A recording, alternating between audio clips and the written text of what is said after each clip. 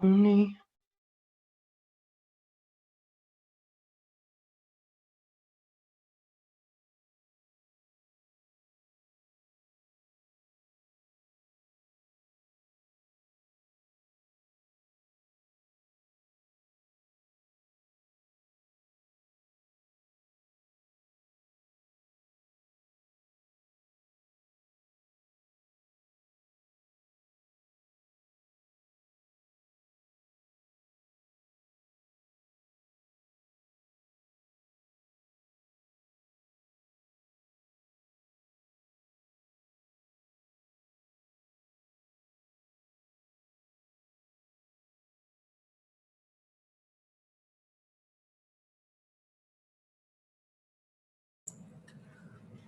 अस्सलाम वालेकुम।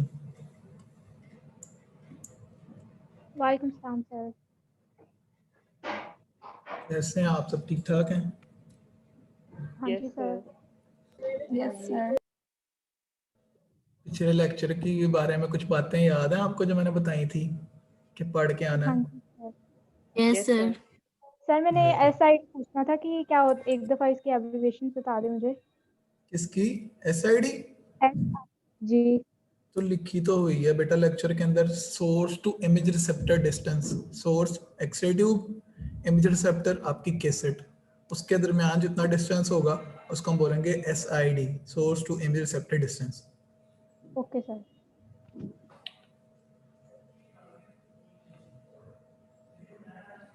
अच्छा जी।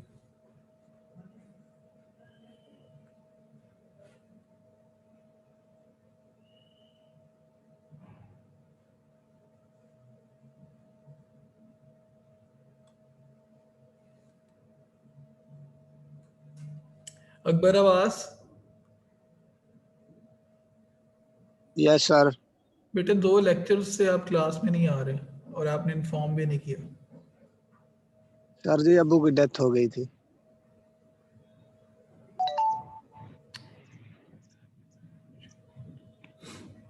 ठीक है बेटे।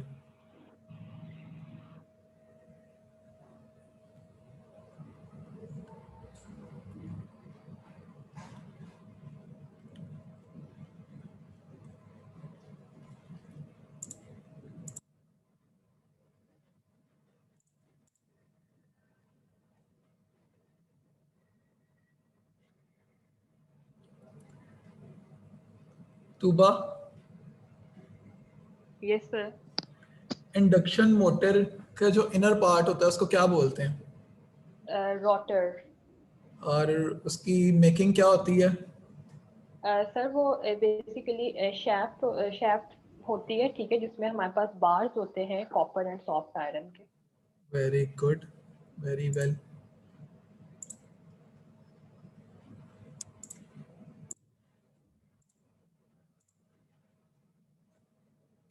देख लो यहाँ पे नंबर लगने हैं साथ साथ। ये मिस तूबा ने सुना दिया, इनका नंबर लग गया। ठीक है, जो नहीं सुनाएगा या नहीं बोलेगा टाइम पे, 0।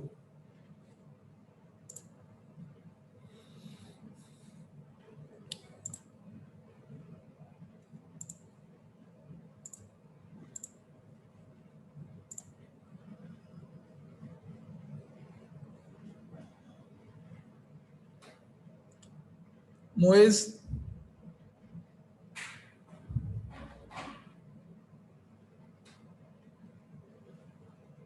Moiz,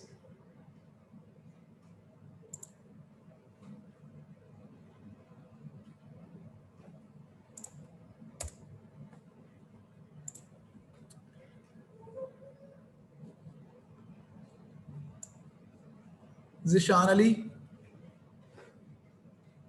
yes sir. बेटा जी, इंडक्शन मोटर के आउटर पार्ट का नाम और उसकी मेकिंग। सर स्टेटर होता है और ये इलेक्ट्रोमैग्नेट्स का बना होता है जो अरेंज मतलब क्लोजली अरेंज होते हैं। ठीक हो गया।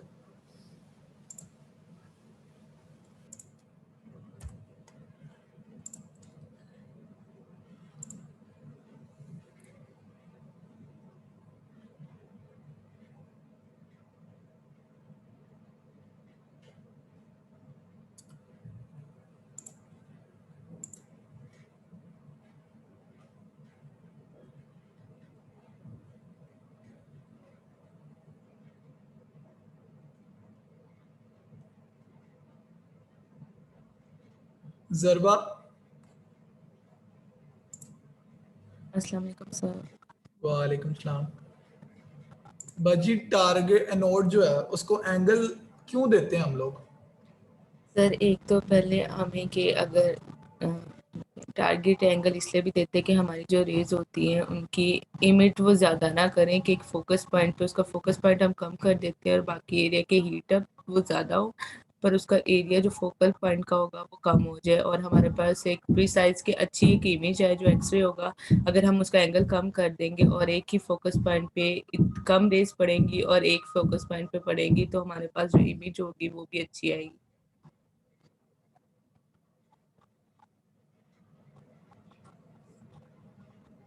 एंगल कम करने का कोई नुकसान भी है?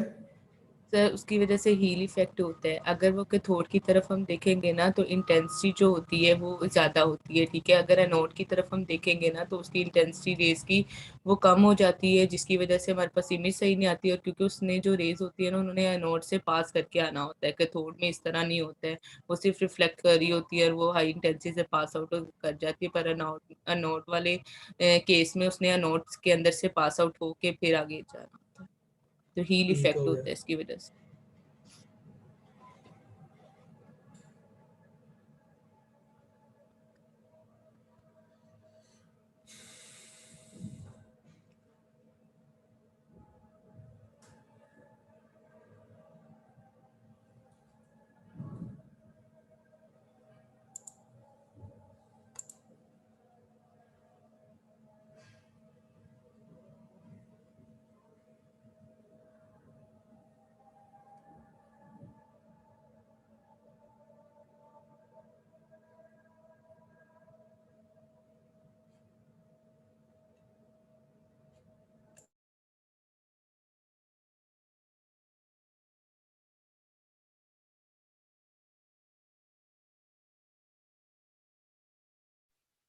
अस्सलाम वालेकुम सर, आपने बुलाया मुझे?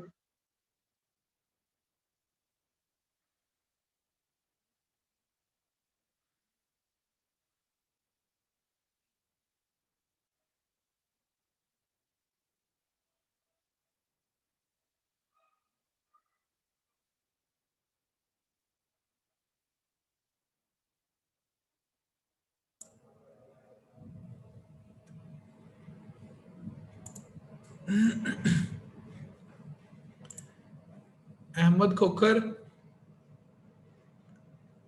Yes sir. एनोड का एंगल कम करने से फोकल स्पॉट के ऊपर क्या असर पड़ता है? इफेक्टिव फोकल स्पॉट के ऊपर क्या असर पड़ता है?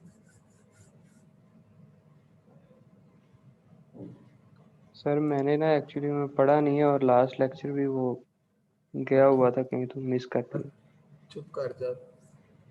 Ahmad 0 to 3।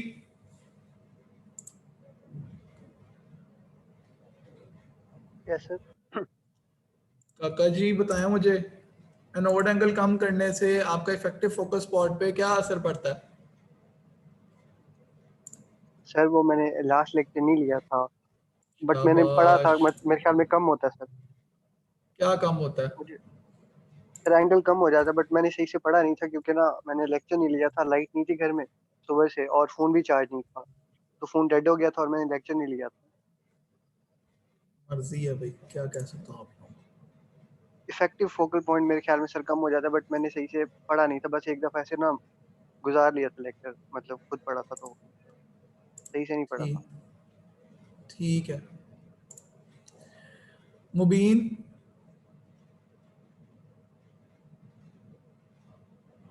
Mohammad Mubeen, yes sir. बेटे जी डायग्नोस्टिक एक्सरे ट्यूब के अंदर टारगेट का एंगल कितनी रेंज में होता है? उसकी रेंज क्या होती है टारगेट एंगल की? Sir 6 to 20। वेरी गुड, ठीक हो गया।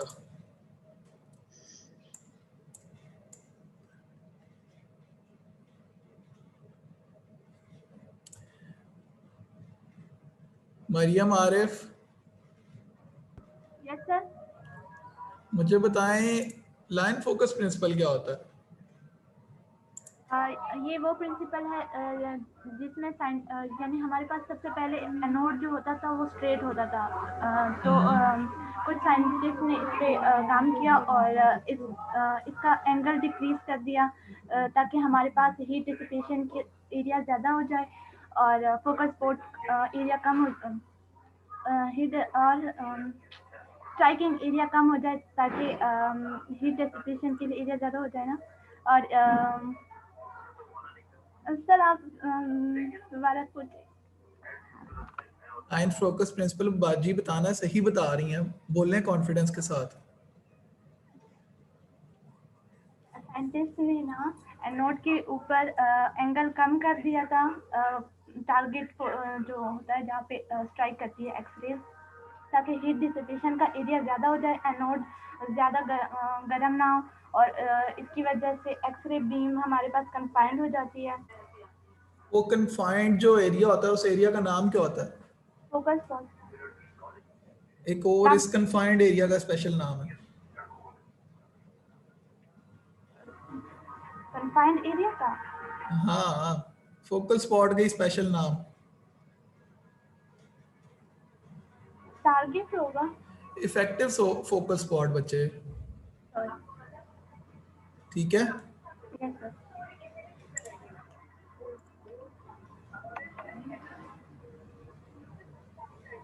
सर जी सर निशा और इरिश फातिमा है ना, वो कह रही हैं हमारा नेट नहीं आ रहा। क्यों नहीं आ रहा? पता नहीं सर, वो कह रही हैं बार बार डिस्कनेक्ट हो रहा है, तो सर को बता दो। ठीक है, देखते हैं।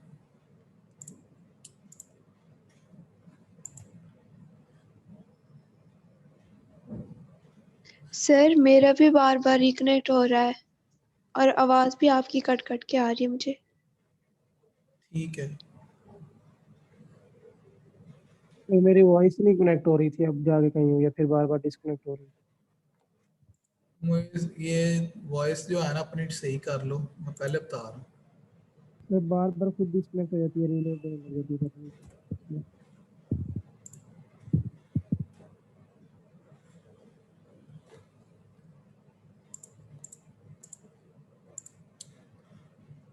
मोहित साहब मुझे ये बताएं, ये लाइन फोकस प्रिंसिपल के कोई एडवांटेजेस हैं कि नहीं? किसके सर? लाइन फोकस प्रिंसिपल के कोई एडवांटेज है? Life, yes sir. क्या है?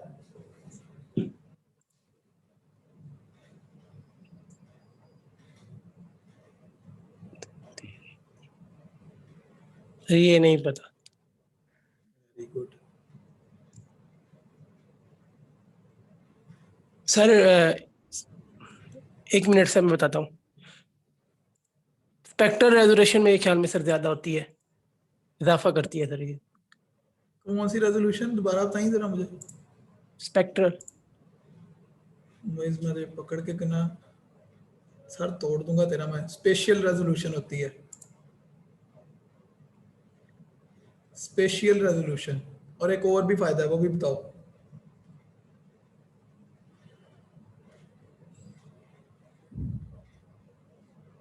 मुझे पढ़ना शुरू कर दो, मैं तुम्हें बता रहा हूँ।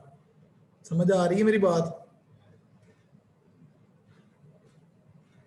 पढ़ नहीं रहे बिल्कुल भी तुम लोग, लड़के स्पेशली।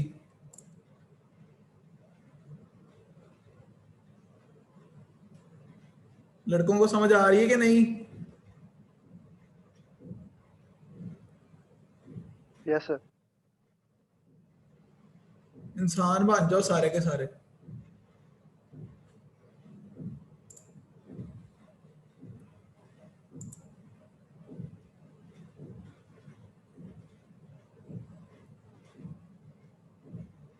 मनान,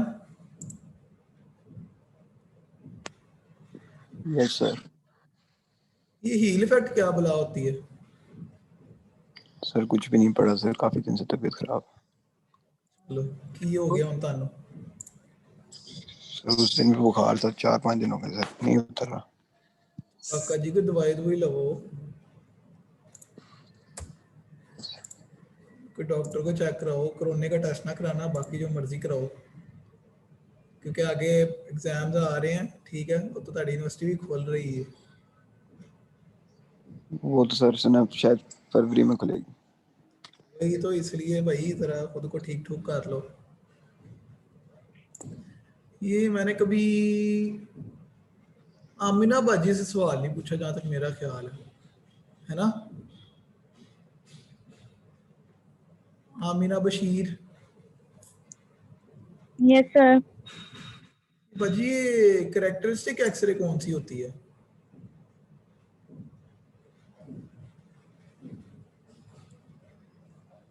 माशाल्लाह माशाल्लाह, नहीं आता, क्या बात है। जरवा चुप करके बैठ जाओ। Yes sir. चुप करके बैठ। Okay sir. जिससे सवाल पूछो बस वही बताए, नहीं आता तो वेल एंड गुड। अच्छा जी, और कौन सी बाजी है?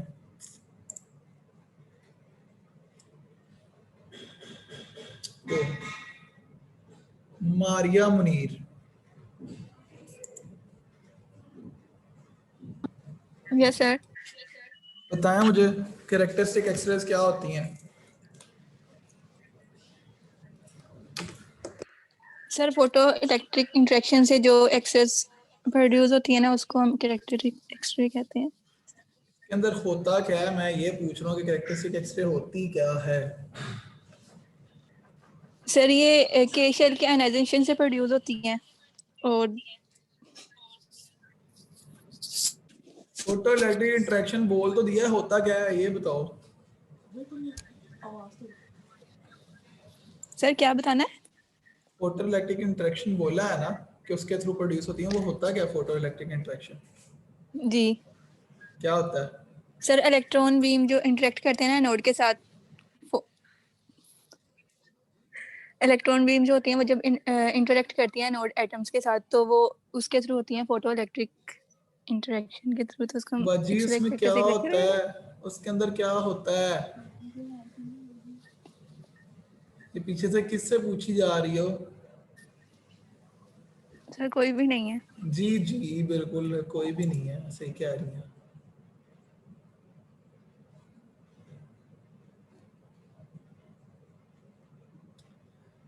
लाइबा इब्रार।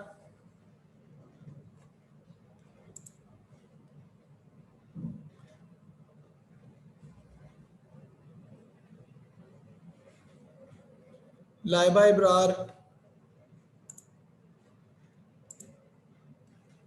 0 लगा दूंगा मैं।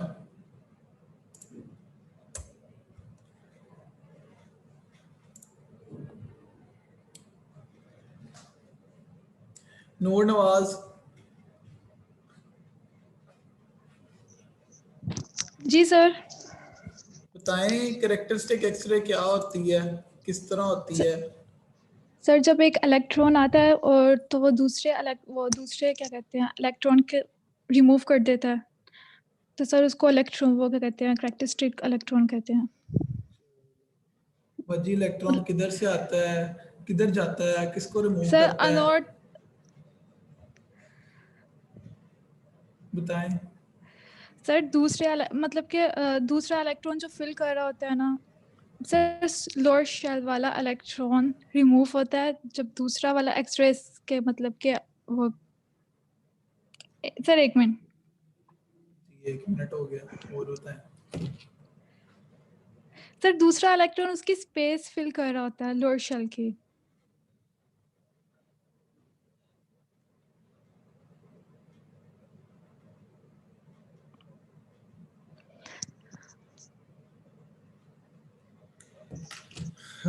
बाजी 1 मिनट गुजर गया है। सर एक इलेक्ट्रॉन आ रहा है वो दूसरे को निकाल देता है, बस सिंपल लोअर शेल का आके उसके मतलब कि उसकी स्पेस फिल कर देता है। मेरी बात सुने ना, मेरी बात सुने। मैंने कैरेक्टरिस्टिक एक्सरे आपको ऐसे पढ़ाई थी कि लोअर शेल का इलेक्ट्रॉन आके स्पेस फिल कर रहा था, बात खत्म हो जाती है। इतनी देर में मैंने बस यही बता दिया था आपको, इतना सा। तो सर मैंने भी तो बताया आपको। क्या बताया आपने मुझे? इलेक्ट्रॉन आता है, इलेक्ट्रॉन वो इधर से उसके निकालता है। मतलब क्या सर, मैं आपको बता तो रही हूँ ना, आपने मेरे से पूछा, मैंने यही तो बताया आपको स्टार्टिंग में कि इलेक्ट्रॉन आता है उसकी दूसरे की स्पेस फिल कहाँ कर से देता आता है। है, कहाँ से आता है? मैं पूछ रहा हूँ कैरेक्टरिस्टिक एक्सरे प्रोड्यूस कैसे होती है शुरू से लेके एंड तक, अब बताएं। Sir when element bombarded from. Era मैंने आपसे पूछा, अब आपका 0 लगेगा और उसका नंबर लग जाएगा, ठीक है? नहीं सर, पूछा था मैंने आपसे। सर 1 मिनट नूर, मैंने अभी क्या बोला कि जिससे पूछूंगा वो बोलेगा। मार्क्स लगा रहा हूँ साथ साथ में, ये सीपी में ऐड होंगे।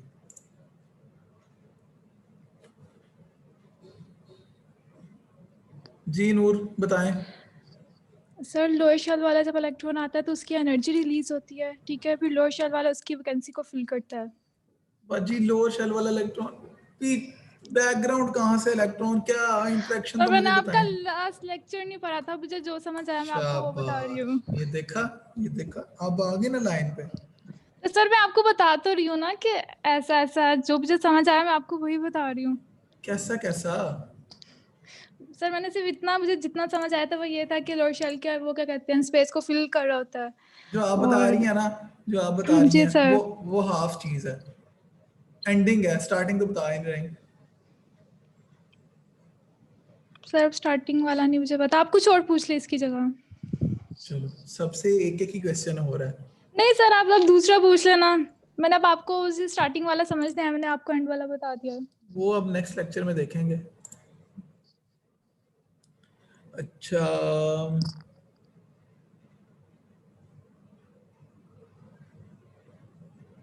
सर। हाँ जी पायन। सर वो सरोज का ना इंटरनेट इशू है, वो कह रहा है हाँ जी भाई ठीक है, कनेक्ट नहीं हो रहा उसका। आ जा रहा है, वो नजर आ रहा है। निशा।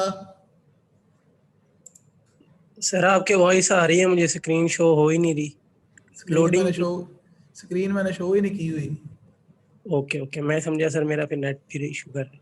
नहीं निशा। सर निशा नहीं है, मैंने आपको भी बताया था।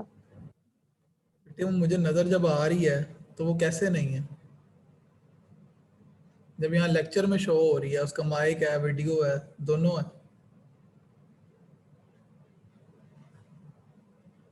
लाइबा इब्रार का भी माइक आ गया हुआ है, इसका मतलब कि माइक कनेक्टेड है।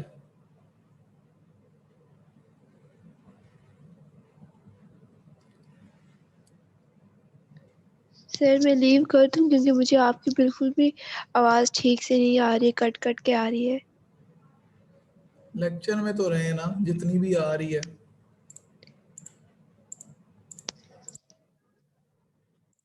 ना निशा ने जवाब दिया है, ना ही मुझे जवाब दिया है। एक्सक्यूज मी सर, आप सर आपका थॉट का पूछ रहे थे कि इलेक्ट्रॉन का थॉट से आता है? लेक्चर खोल के देख लिया आपने? नहीं सर मैंने देखा नहीं है, मुझे शायद आप वो कुछ और पूछ रहे हैं। आप सर वो कैथोड एंड एनोड का पूछ रहे हैं। सर मेरे पास लेक्चर भी ग्रुप में है और वो अभी नहीं खुल सकता। जी मैं आपसे ना बाद में बात करता हूँ, अभी मुझे बाकी किसी बच्चे से सवाल पूछ के लेक्चर अगला शुरू कर लेने दें। चलिए ठीक है।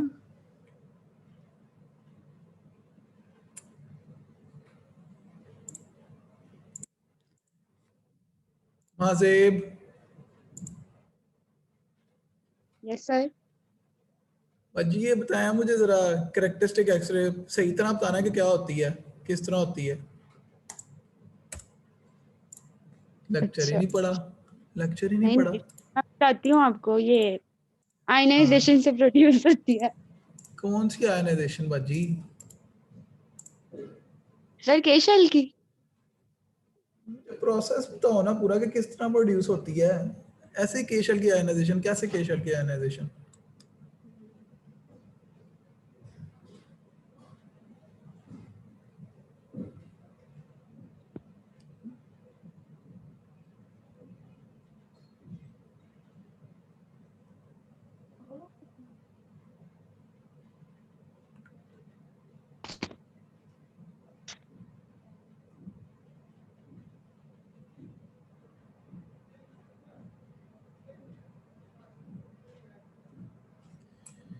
अच्छा जी नेक्स्ट लेक्चर स्टार्ट करते हैं।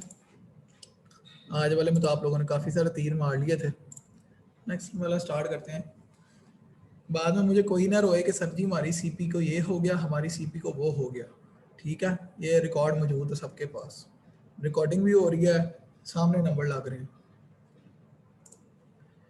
अच्छा जी, radiographic film. Radiographic film has two parts. The base and the emulsion, ये आप लोगों ने अच्छी तरह से इसको पता होगा आप लोगों को क्या नाम है कि फिल्म क्या होती है क्या नहीं होती, क्योंकि असाइनमेंट बनाई थी सब नहीं, ठीक है, चाहे नेट से कॉपी पेस्ट किया था लेकिन सबको पता तो होगा कि क्या होती है। सर स्क्रीन शो नहीं हो रही। सर आपकी स्क्रीन नहीं शो रही। अच्छा जी, स्क्रीन शो नहीं हो रही, ये लो जी अभी हो जाती है। वो मार्कशीट शो हो रही है। अब हो गई? No sir. है देखो आ हो गई है। गई हो गई हो गई। In most of the X-ray film, the emulsion is coated on the both sides, therefore it is called double emulsion. When between the emulsion and the base is a thin coating of material called the adhesive layer, which ensures uniform adhesion of the emulsion to the base. ठीक है, आप लोगों को अच्छी तरह पता है कि बेस और emulsion के दरमियान में एक adhesive layer की coating की जाती है ताकि बेस और emulsion साथ एक दूसरे के जुड़े रहें। This adhesive layer allows the emulsion and the base to maintain proper contact integrity during use and processing. ठीक है, जब हम उसको ट्रांसपोर्ट कर रहे होते हैं, उसको निकाल के केसेट में लोड कर रहे होते हैं, या जब वो प्रिंट हो रही होती है, तो इस सारे काम के दौरान आपकी क्या नाम है बेस और इमल्शन अपने एक जगह पे टिके रहें, इसलिए एडिसिव लेयर कोट की जाती है। The emulsion is enclosed by a protective covering of the gelatin called the overcoat. जो emulsion है उसके ऊपर एक और कोट किया जाता है प्रोटेक्टिव कवरिंग, जिसको हम ओवरकोट कहते हैं। The overcoat protects the emulsion from scratches, pressure and contamination during handling, processing and storage. Overcoat क्या करता है? प्रोटेक्शन प्रोवाइड करता है, स्क्रैच से कोई नाखून वगैरह लग जाए, प्रेशर ज़्यादा आपने दबा दिया अपने अंगूठे से, कंटेमिनेशन ड्यूरिंग हैंडलिंग, जिस टाइम आप उसको क्या नाम है केसेट में लोड कर रहे थे उस टाइम पे कहीं उसके ऊपर कोई क्या कहते हैं कोई चीज़ वगैरह गिर गई, पानी वगैरह या कुछ भी, कोई केमिकल, या फिर क्या नाम है कोई प्रोसेसिंग के टाइम पे कुछ हो गया रोलर्स के अंदर से गुजरते हुए, या जब आपने इसको स्टोर करके रखा हुआ है वहाँ स्टोरेज कंडीशन नहीं ठीक थी, वहाँ पे उसके ऊपर कोई लाइट वगैरह फॉल कर गई, तो उन सब कंडीशन से प्रोटेक्ट करता है। The thickness of the radiographic film is approximately 150 to 300 micron meters, ये सबको पता है। और ये वाली प्यारी सी डायग्राम आप लोगों ने शायद बनाई भी थी, अगर मैं गलत नहीं हूँ ऐसा ही है। Yes, sir. बनाई थी। यस सर बनाई थी। Base and emulsion. The base is the foundation of the radiographic film. Its primary purpose is to provide a rigid structure onto which the emulsion can be coated. Polyester has taken the place of cellulose triacetate as the film base of choice. Polyester is more resistant to warping from age and is stronger than cellulose triacetate, permitting easier transport through automatic processors.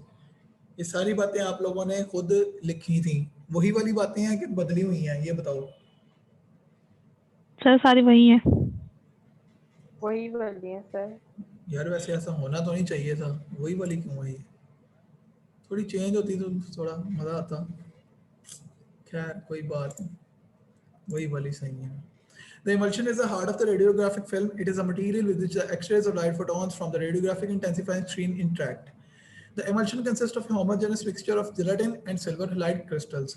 Base बनी होती है polyester से, emulsion बना होता है gelatin और silver halide crystal के mixture से। उसके बाद कहते हैं बाबा जी types of film. Screen film is a type of film that is used with radiographic intensifying screens. Several characteristics must be considered when one is selecting a screen film.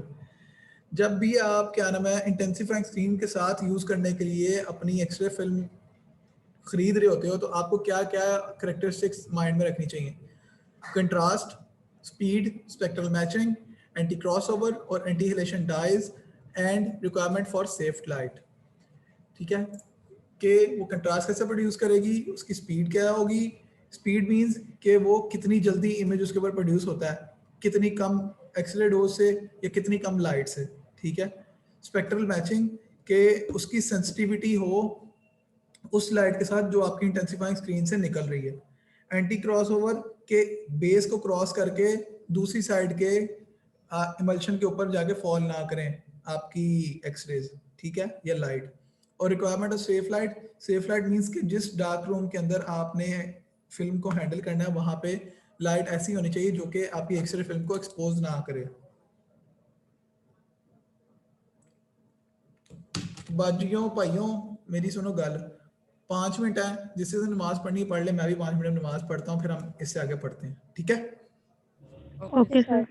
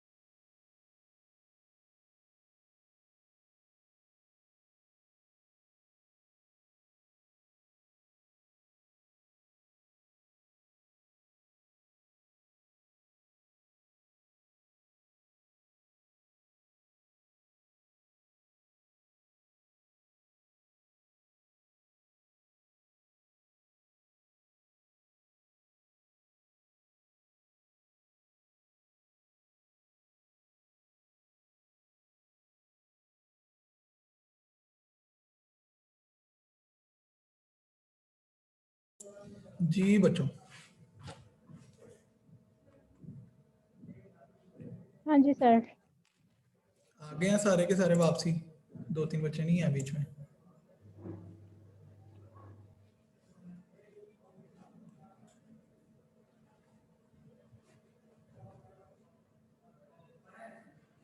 Zubia हाँ जी sir. आ गई, ठीक है। हाँ जी मैं आ गई।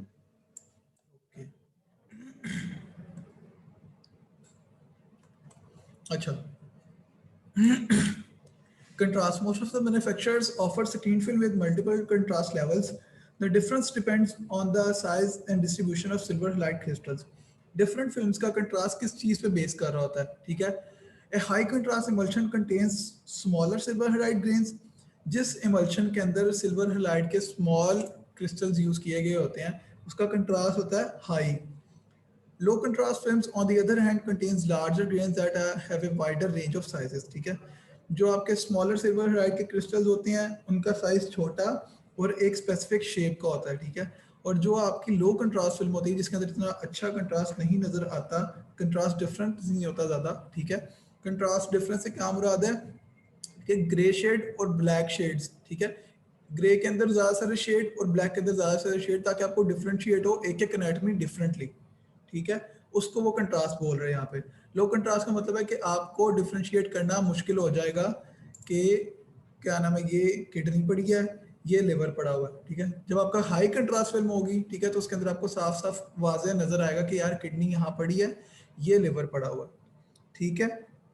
जो लो कंट्रास्ट फिल्म्स हैं उनके जो क्रिस्टल हैं वो लार्ज साइज के होते हैं और उनके क्या नाम है शेप्स भी डिफरेंट होती हैं। उसके बाद speed. Screen film image receptors are available with different speeds. Speed is the sensitivity of the screen film combination to the X-rays and light. For direct exposure film, ऐसे फिल्म्स जिनके अंदर हम intensifying screen नहीं use करते, यानी कि direct film के ऊपर आपकी एक्सरेज फॉल करती हैं, उसके अंदर स्पीड जो है वो किस पे डिपेंड कर रही होती है? Concentration and total number of silver light crystals, के कितने क्रिस्टल्स हैं उस फिल्म के अंदर। फॉर एग्जांपल एक पूरी फिल्म के अंदर जी 10,000 क्रिस्टल्स हैं, ठीक है, और वो कितना क्लोजली पैक्ड है। कंसंट्रेशन मींस कि एक जगह पे कितना क्लोज है वो, ठीक है, इस चीज पे डिपेंड करता है कितने हैं, नंबर कितने उनके, ठीक है, 10,000 है, 15,000 है, और कितने क्लोजली पैक्ड हैं, ठीक है? जैसे जाहिर सी बात है कम होंगे तो ज्यादा फासले पे होंगे, जितने ज्यादा होंगे उतने ज्यादा क्या नाम है फासला कम हो जाएगा उनके दरमियान में, ठीक है? और उसके बाद for screen film silver highlight grain size, silver highlight का साइज क्या है, उसकी शेप क्या है और उनकी कंसंट्रेशन क्या है उस स्पेसिफिक रीजन में जहाँ पे इमेज बन रहा है, ठीक है? ये सब कुछ डिटरमाइन करता है कि फिल्म की स्पीड कितनी होगी, फिल्म की स्पीड में कितनी जल्दी उसके ऊपर इमेज क्रिएट होगा डिटेक्शन के बाद। उसके बाद है जी क्रॉस ओवर।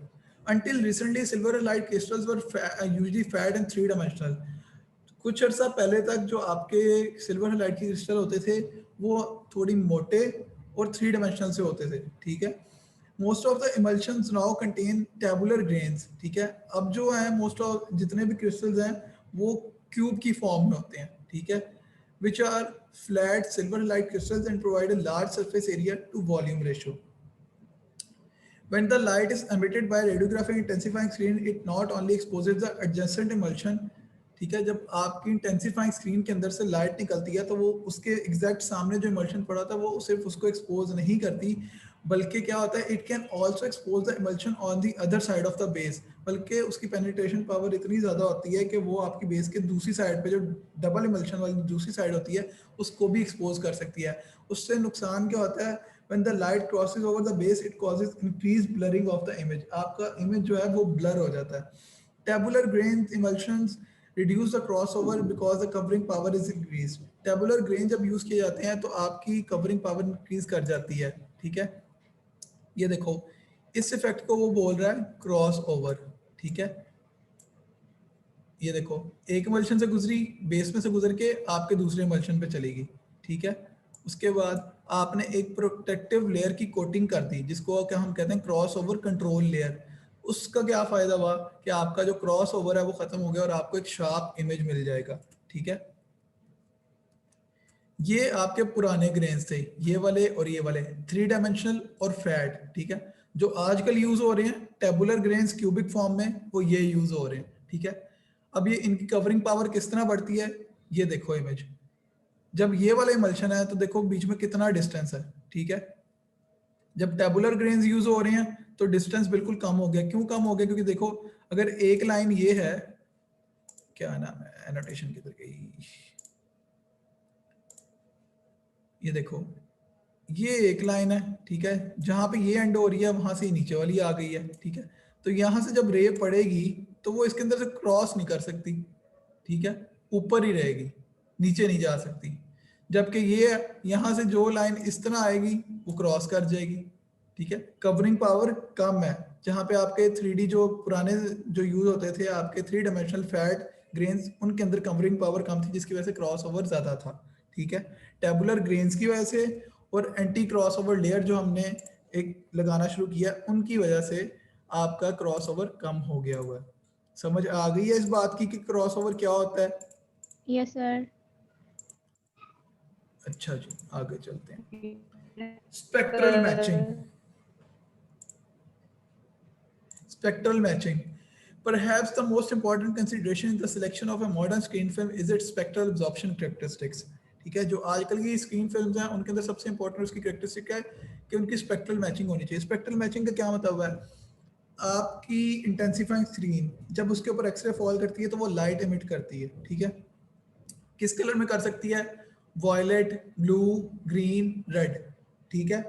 तो अब जो आपकी फिल्म है जो आपने यानी कि उसके नीचे रखी हुई है कैसेट के अंदर इंटेंसिफाइंग स्क्रीन के नीचे, अब जब वो लाइट उसके ऊपर पड़ेगी तो उसको उस लाइट को सेंस करना चाहिए, ठीक है, यानी कि उसको उस लाइट को डिटेक्ट करना चाहिए।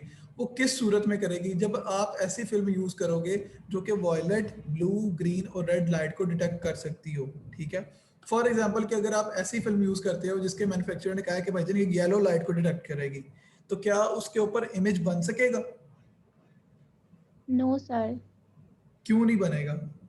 कि जैसे कि आपने भी कहा है कि वॉयलेट और मतलब इस तरह के अगर हमें कलर चाहिए तो उसके लिए उस कलर की ही हमें मतलब मैचिंग करनी पड़ेगी। बिल्कुल, इस फिनोमेना को हम बोलते हैं spectral matching. Since the introduction of rare earth screens in the early 1970s, radiological technologists must be particularly careful to use a film whose sensitivity to various colors of light, its spectral response is properly matched to the spectrum of light emitted by the screen, ठीक है। जो radiological technologist को इस मामले में इंतहाई वो कहता है केयरफुल रहना चाहिए कि आपकी इंटेंसिफाइंग स्क्रीन कौन सी है ताकि उसका जो स्पेक्ट्रल रिस्पॉन्स है यानी कि जो उसकी लाइट की इमिशन है वो प्रॉपर्ली मैच करे आपकी फिल्म के साथ, ठीक है। रेयर अर्थ फॉस्फोर्स जो कि आपके इंटेंसिफाइंग स्क्रीन में यूज होते हैं वो कौन सी लाइट एमिट करते हैं? वॉयलेट, ब्लू, ग्रीन और रेड, ठीक है। All of the silver halide crystals respond to the violet and blue light, ठीक है। जो आपके सिल्वर हैलाइड के क्रिस्टल्स हैं वो वॉयलेट और ब्लू लाइट को रिस्पॉन्स करते हैं, बट नॉट टू ग्रीन और येलो और red unless they are spectrically sensitized with dyes, ठीक है। सिल्वर हैलाइड क्रिस्टल की फिल्म अगर आपने सिंपल यूज की है, ठीक है, तो वो आपकी ब्लू और वॉयलेट लाइट को डिटेक्ट करेंगे, ठीक है। बट अगर आप चाहते हो कि वो रेड और ग्रीन को भी डिटेक्ट करें तो आपको उनके अंदर स्पेशल किस्म के डाइज डालना पड़ेंगे, ठीक है। तो फिर वो आपकी ग्रीन और रेड लाइट को भी डिटेक्ट करेंगे। कुछ इस तरह से होता है। ये एग्जांपल तो किसी और चीज़ की है, बट यहाँ पे आप लोगों को ये समझ लग जाएगी। इसको आप लो फॉर एग्जांपल ये फिल्म है एक, ठीक है, वो इंटेंसिफाइंग स्क्रीन है, ठीक है। एक्सरेस जा रही हैं, रेड लाइट भी एमिट हो रही है, ब्लू और वायलेट भी एमिट हो रही है, ठीक है। अब ये वाली फिल्म ये डिटेक्ट कर रही है ब्लू और वायलेट को, ठीक है। इसके ऊपर आपको रेड वाला कलर नहीं नजर आ रहा, ठीक है। ये फिल्म रेड सेंसिटिव है, इसके ऊपर आपको ब्लू और वायलेट इतना नजर नहीं आ रहा जितना रेड नजर आ रहा है, ठीक है। समझ आ गई कि स्पेक्ट्रल मैचिंग का क्या काम होता है? Yes sir. ठीक है। अगर यही वाली रेड यहाँ पे यानी कि ब्लू की जगह ये रेड सेंसिटिव रख दी जाए तो जो पैटर्न नजर आ रहा है ना आपको, ये पैटर्न यानी कि इमेज नहीं नजर आएगा आपको, क्योंकि वो लाइट को सेंस ही नहीं करेगा, ठीक है। Yes sir.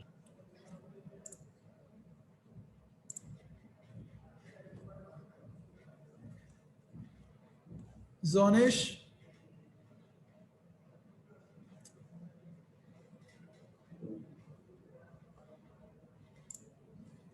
अच्छा, सेफ लाइट्स आप लोगों ने कभी सुनाया है इसको कि क्या नाम है, अल्लाह भला करे उसका।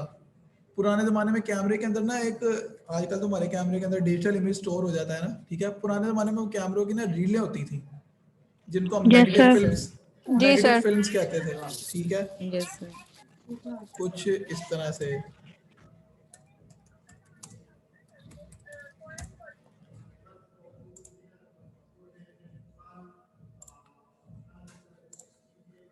ये वाली, ठीक है। इसको हम बोलते थे कि जी ये नेगेटिव है, नेगेटिव फिल्म बोलते थे, ठीक है। इसको अगर आप लाइट में ले आओ ना तो ये एक्सपोज हो जाती है। एक्सपोज मतलब ब्लैक हो जाती है, इसके ऊपर इमेज स्टोर नहीं होगा, ठीक है। इसको कैमरा के अंदर डालने के लिए डार्क रूम में जाते थे, ठीक है, जहाँ पे लाइट ना हो, ठीक है, या फिर ऐसी लाइट हो जिसको ये सेंस ना कर सके। जैसे मैंने अभी बताया कि स्पेक्ट्रल मैचिंग, ठीक है, तो लाइट ऐसी हो जो ये सेंस ना कर सकती हो, ठीक है। मोस्टली डार्क रूम के अंदर रेड लाइट यूज की जाती थी क्योंकि ये फिल्म रेड सेंसिटिव नहीं होती थी। सिमिलरली इसी तरह से आपकी जो फिल्म है ना ये वाली, इसको भी कैसेट के अंदर डार्क रूम के अंदर लोड किया जाता है। एक फुल अंधेरा कमरा होता है, उसके अंदर एक लाइट लगाई जाती है। वो लाइट ऐसी होती है, ठीक है, जो कि आपकी फिल्म सेंस नहीं कर सकती, ठीक है। अगर वाइट लाइट में हम एक्सरे फिल्म को लेके आए जिसके ऊपर इमेज नहीं होता, सिर्फ खाली कोरी फिल्म होती है, तो वो एक्सपोज होकर ब्लैक हो जाएगी। वो ब्लैक हो जाएगी मतलब यानी कि एक्सपोज हो जाएगी, ब्लू रंग में आ जाएगी, और वो ज़ाया होने के बाद फिर आपकी ये बुक बाइंडिंग में लगती है। देखी है ना बुक बाइंडिंग वाली जो फिल्म्स होती हैं? Yes sir. ठीक है, वो मोस्टली ये एक्सरे की ज़ाया हुई भी फिल्में लगाई होती हैं उन्होंने। अब वो क्या कह रहा है? The use of radiographic film requires certain precautions in the dark room. Most safe lights are incandescent lamps with a colour filter. जो आपकी सेफ लाइट होती है ना, वो क्या होती है, एक बल्ब जो येलो कलर वाला बल्ब हमारे घर में यूज होता है, फिलामेंट बल्ब जिसको बोलते हैं, ठीक है, उसके ऊपर कोई ना कोई फिल्टर पेपर लगाया होता है। फिल्टर पेपर कौन सा? जैसे कि गाड़ी की हेडलाइट्स के ऊपर नहीं लोगों ने आजकल लगाए हुए कि जी फॉग में जरा अच्छा नजर आए, येलो वाला लगा लेते हैं, ठीक है, उसको बोलते हैं filter. When blue sensitive film an amber filter is used, जब आपकी फिल्म ब्लू या वायलेट सेंसिटिव यूज कर रहे हो, ठीक है, जो कि नॉर्मली होती है, तो आप कौन सा फिल्टर यूज करते हो? Amber filter. Amber filter yellow और ऑरेंज का एक मिक्स सा होता है, ठीक है। The amber filter transmits lights that have a wavelength longer than approximately 550 nanometer, which is above the spectral response of blue sensitive film. The use of an amber filter would fog a green sensitive film. अगर आप green sensitive film use कर रहे हो तो yellow colour वाली light उसको fog कर देगा, यानी कि आपका इमेज फारिग हो जाएगा, कुछ भी नजर नहीं आएगा फिल्म के ऊपर। Therefore, a red filter which transmits only light above approximately 600 nanometer must be used in this case.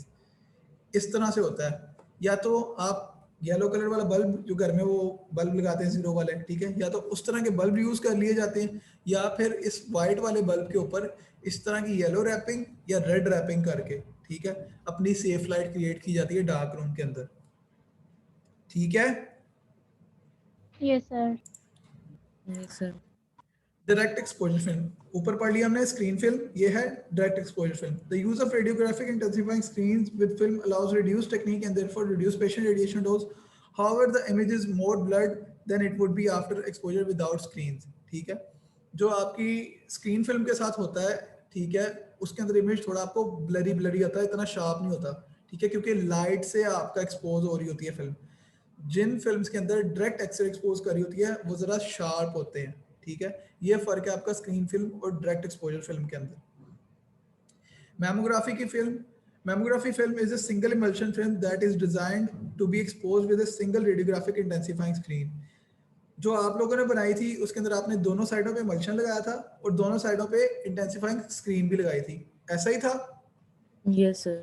ठीक है, लेकिन जो मैमोग्राफी है ना, मैमोग्राफी के अंदर आपकी इमल्शन भी एक साइड पे होता है और आपकी इंटेंसिफाइंग स्क्रीन भी एक ही साइड पे होती है, ठीक है। All currently available mammography screen films use green emitting terbium doped gadolinium oxysulphide screen, ठीक है। जो मैमोग्राफी के अंदर इंटेंसिफाइंग स्क्रीन यूज होती है वो होती है टर्बियम डोप्ड गैडोलिनियम ऑक्सीसल्फाइड की, और वो एमिट करती है ग्रीन कलर की लाइट, इसलिए उसके साथ हम यूज करते हैं ग्रीन एमिटिंग फिल्म जो कि सिंगल इमल्शन वाली होती है, ठीक है। Yes sir. मेरे ख्याल आज इतना बहुत है, नहीं तो तुम लोगों ने ना अपना सर पकड़ लेना है। या पढ़ा दूं आगे और? नहीं सर, बस काफी है। ये आपका डार्क रूम होता है, इसको जरा गौर से देख लो, ठीक है। अब ये देखो, इसने रेड लाइट यूज की हुई है, इसका क्या मतलब है? कौन सी फिल्म यूज कर रहा होगा ये?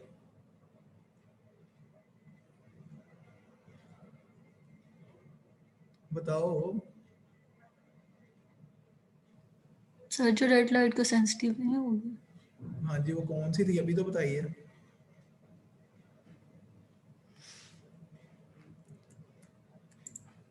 बाजी, ग्रीन सेंसिटिव फिल्म, ठीक है, समझ आ गई है? ठीक है। Yes sir. और ये वाला देखो, इसमें जरा येलोइश सी लाइट यूज की गई है, ठीक है। यहाँ से देखो उसका रंग येलो सा है, ठीक है, येलो ऑरेंज सा। ये यहाँ पे कौन सी फिल्म यूज की गई होगी? नहीं पता, कोई हाल नहीं, कोई हाल नहीं। सर ये एम्बर फिल्टर वाली जो है। जी, एम्बर फिल्टर वाली कौन सी फिल्म हो सकती है? सर अभी नाम नहीं पता। ब्लू वायलेट सेंसिटिव बाजी, नाम नहीं पता।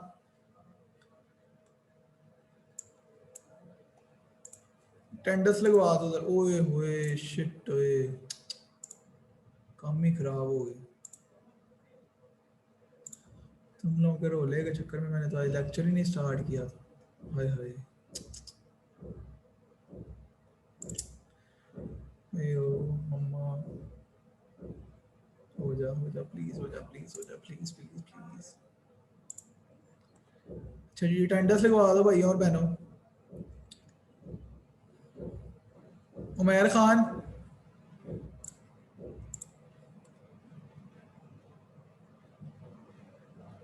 उमैर खान है? नहीं है। Tahmina? Yes sir. Syed Iqtidar Ali Shah? Present sir. Sikandar? Seema? Seema? Sadat? Riza? Muniba? Rauf? Faisal? Bilal? Mubeen? Present sir. Mehmuna? Yes sir. Mariam Salman?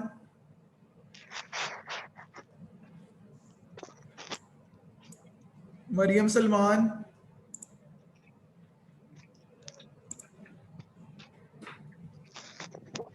अच्छा जी। Maham? Present sir. Iriz? Hira? Aqsa?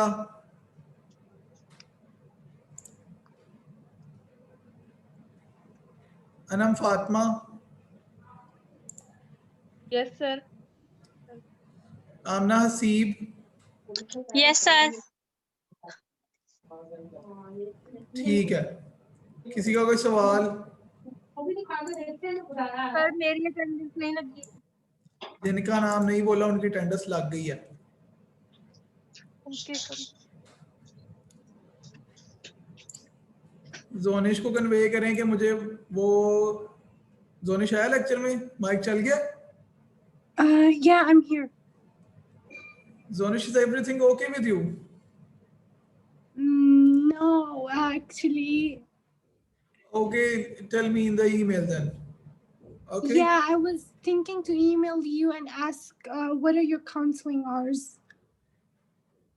Check your previous emails with the subject of counseling hours. You can find in them. Otherwise, you can email. I will let you know when I will be free. Okay, all right. Thank you. किसी और काके काकी का कोई सवाल जवाब? No sir. ठीक है No, भैनों sir. ते भराओ, अल्लाह तुहाड़ा भला करे, पढ़ना शुरू कर दियो, ते नंबर तुहाडे सामने लगने शुरू हो गए ने, बाद च कोई रोए पिटेगा नहीं कि सर जी मुझे तो पता ही नहीं था, ये हो गया तो वो हो गया। तो सर इसलिए वो अब पेपर्स कहाँ होने हैं, मतलब यूनिवर्सिटी में होने हैं या ऑनलाइन होने हैं, क्योंकि यूनिवर्सिटी से खुल रही हैं। काका जी कोई पता नहीं है अभी तक तो आपको ये भी कंफर्म नहीं यूनिवर्सिटी खुलती भी है कि नहीं खुलती। ये तो अभी 1 फरवरी तो आए, पहले खुद ही सोच लो। ये this is U turn government. बंद हो जाएंगे सर फिर से। ये देखा यहाँ पे दुआएं करने वाले बैठे हुए हैं। ठीक हो गया? नहीं सर, दुआएं नहीं दे रही।